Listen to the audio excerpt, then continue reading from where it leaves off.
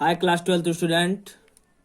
Yesterday I finished two topic: the electric dipole, the intensity of electric dipole in axial point and in a equatorial point. Today our topic is force on dipole. Means here two part. This is the very short topic. Means here I am going to discuss the force on a dipole. तो force on a dipole होता क्या है, force कैसे dipole पे लग रहा है, इसके लिए हम लोग दो छोटे छोटे पार्ट पढ़ेंगे. एक पढ़ेंगे in uniform electric field. If dipole put in a uniform electric field. ध्यान समझना है क्या है यूनिफॉर्म इलेक्ट्रिक फील्ड.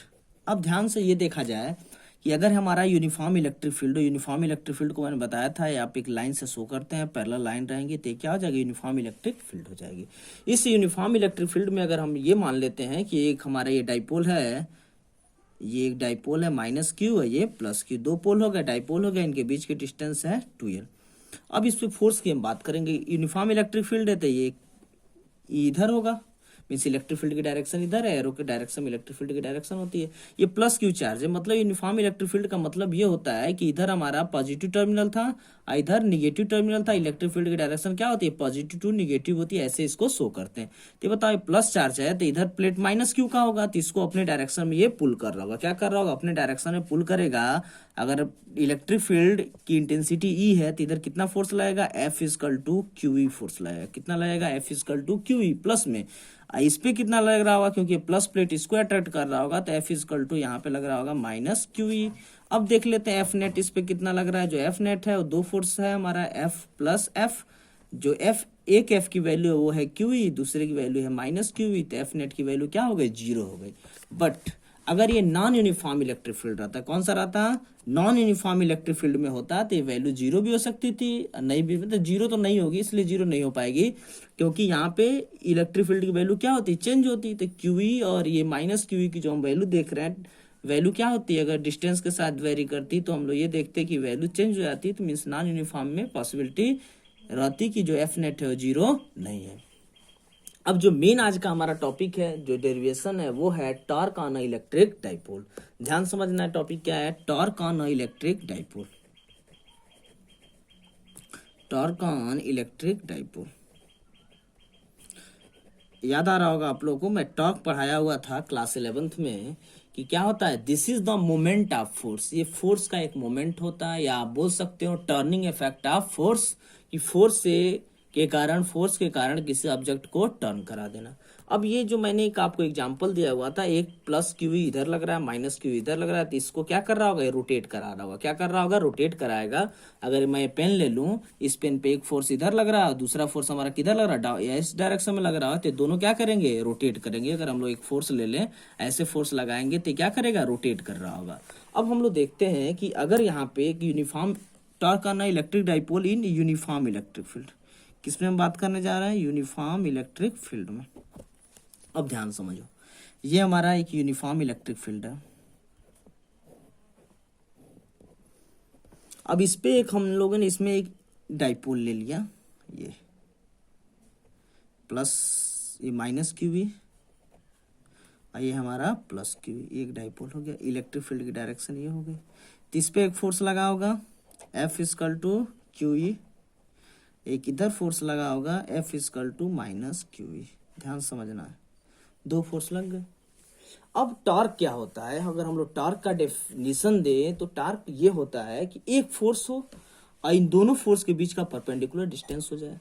अगर हम लोग ये यहाँ पे देख लें कि ये जो एंगल कितने पे है सिचुएटेड है, यहाँ पे थीटा पे, किससे, इलेक्ट्रिक फील्ड के डायरेक्शन अगर थीटा एंगल मान लेते हैं, तो इन दोनों फोर्स के बीच की हमें क्या निकालनी है, इन दोनों फोर्स के बीच की परपेंडिकुलर डिस्टेंस निकालनी होगी. देख लो ध्यान से, डाइपोल हमारा ऐसे है,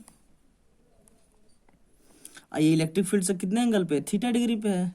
एक फोर्स की डायरेक्शन इधर है, दूसरे फोर्स की डायरेक्शन इधर है, इन दोनों के बीच का परपेंडिकुलर डिस्टेंस ये हो गया. इसकी टोटल लेंथ कितनी है, 2l है. तो ये लेंथ कितना हो जाएगा, परपेंडिकुलर हाइपोटेनस है, तो 2l साइन थीटा हो जाएगा. क्या हो जाएगा, 2l sine theta. Sine theta apply कर लोगे परपेंडिकुलर अपान बेस से, तो इसकी जो वैल्यू होगी, परपेंडिकुलर जो डिस्टेंस है, इसकी वैल्यू क्या हो गई, 2l साइन थीटा हो जाएगी. इसको डिफाइन कैसे करते हैं, तो जो कहा जाता है द टू इक्वल एंड, अब टॉर्क अप्लाई कब होगा, तो इसके लिए कंडीशन क्या थी, मैंने बताया कि टू इक्वल और अपोजिट फोर्स है. या तो अगर हम लोग यहाँ पे देखें कि टर्निंग इफेक्ट का रहता था तो एक हमारा एक्सिस के अलांग इसको पाइवोटेड रहता तभी भी टर्न कर सकता था, लेकिन यहाँ पे एक ऑब्जेक्ट पे टू इक्वल और अपोजिट फोर्स वर्क कर रहे हैं। दे फॉर्म अ कपल, वो क्या कर रहे हैं, कपल का फॉर्मेशन कर रहे हैं। इक्वल पेयर ऑफ फोर्स है तो उसको हमने क्या रखा, कपल नाम रखा। They exert a torque, this torque has a magnitude equal to the, इस टार्क की मैग्नीट्यूड किसके इक्वल होती है, ध्यान से समझना होता है। This torque has magnitude equal to each force multiplied by the arm of the couple that is perpendicular distance between the two anti-parallel forces। मतलब ये कि इन दोनों में से कोई एक फोर्स हमने ले लिया F, कोई एक फोर्स ले लिया, उस फोर्स की मैग्नीट्यूड ले लिया, and perpendicular distance between anti forces. तो एक एंटी फोर्सेस मतलब सॉरी एंटी पैरेलल फोर्सेस, तो एंटी पैरेलल ये है क्योंकि एफ ये है माइनस एफ है, एंटी पैरेलल इनके बीच की परपेंडिकुलर डिस्टेंस ये है, तो परपेंडिकुलर डिस्टेंस क्या हो गई, 2l साइन थीटा हो गई। वेयर थीटा क्या है, angle between them, angle between them मतलब इलेक्ट्रिक फील्ड और हमारी ये डाइपोल के बीच का क्या हो गया, एंगल हो गया। तो टाउ की हमने वैल्यू निकाल ली। जो टाउ का फॉर्मूला था, फॉर्मूला क्या था, magnitude of each force multiply by the arm of the couple. किसी भी एक फोर्स का आप क्या ले लो, मैग्नीट्यूड ले लो और उन दोनों फोर्स के बीच का परपेंडिकुलर डिस्टेंस ले लो। इन दोनों का मल्टीप्लिकेशन क्या हो गया, टॉर्क हो गया। ये डेफिनेशन है tau equal to R cross F, या आर एफ होता है, आर एफ साइन थीटा से आ गया।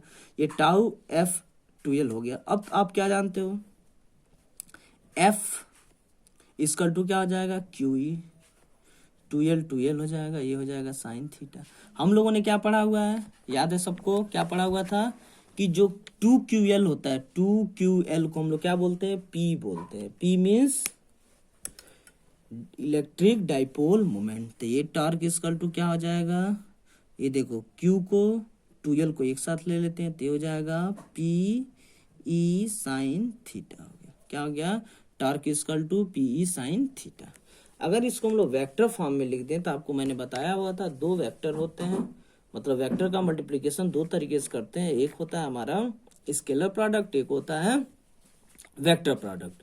तो स्केलर प्रोडक्ट में हम लोग देखते हैं ए बी कॉस थीटा की बात करते हैं, वेक्टर प्रोडक्ट में ए बी साइन थीटा होती है। अगर दो हमारे वेक्टर हो तो उनका मल्टीप्लिकेशन वेक्टर आता है, तो उसको हम लोग नाम क्या रखे थे, vector product of the two vector. तो यहाँ पे पी भी वेक्टर है, ई भी वेक्टर है, उनका वेक्टर प्रोडक्ट लिया। टॉर्क भी हमारा वेक्टर क्वांटिटी है, तो ये जो टॉर्क होगा वेक्टर फॉर्म में हो जाएगा tau equal to P cross E. Vector form में क्या हो गया, पी क्रॉस ई।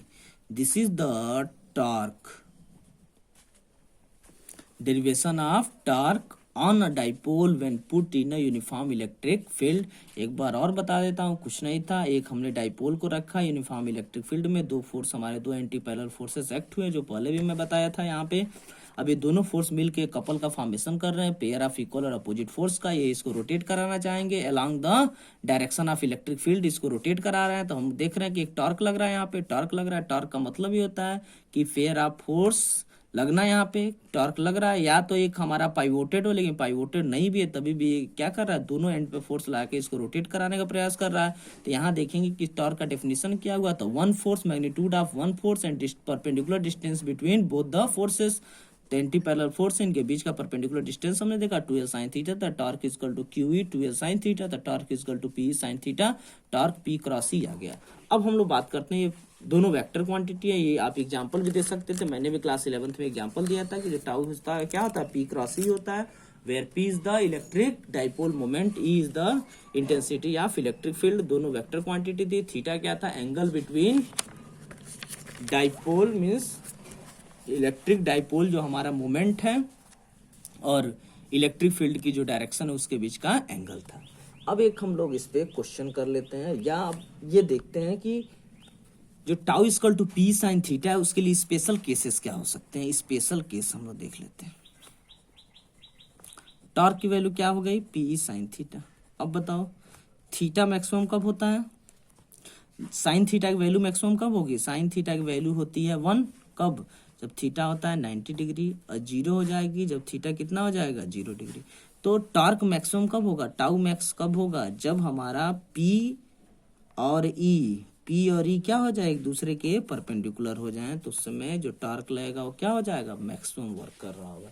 और जब उसके डायरेक्शन में हो जाएंगे तो उस समय टॉर्क की वैल्यू क्या हो जाएगी, जीरो हो जाएगी। टॉर्क कितनी हो जाएगी, जीरो हो जाएगी। याद रखना कितनी टॉर्क हो जाएगी, जीरो हो जाएगी। कि अगर इलेक्ट्रिक फील्ड के डायरेक्शन में अलाइंड हो गया हमारा कौन सा, इलेक्ट्रिक डाइपोल, तो उस समय टॉर्क की वैल्यू क्या है, जीरो है। अब एक क्वेश्चन इस पे करते हैं। क्वेश्चन क्या है, an electric dipole with a dipole moment दे दिया, ध्यान समझना। P equal to 4 into 10⁻⁻9 coulomb into metre is aligned at 30 degree. कितने डिग्री पे अलाइंड है, थीटा दे दिया है 30 degree. With the direction of uniform electric field of magnitude, uniform electric field की मैग्नीट्यूड दे दी है 5 into 10⁻⁴ newton per coulomb. Calculate the magnitude of torque निकालना है आपको। सॉल्व हो जाएगा।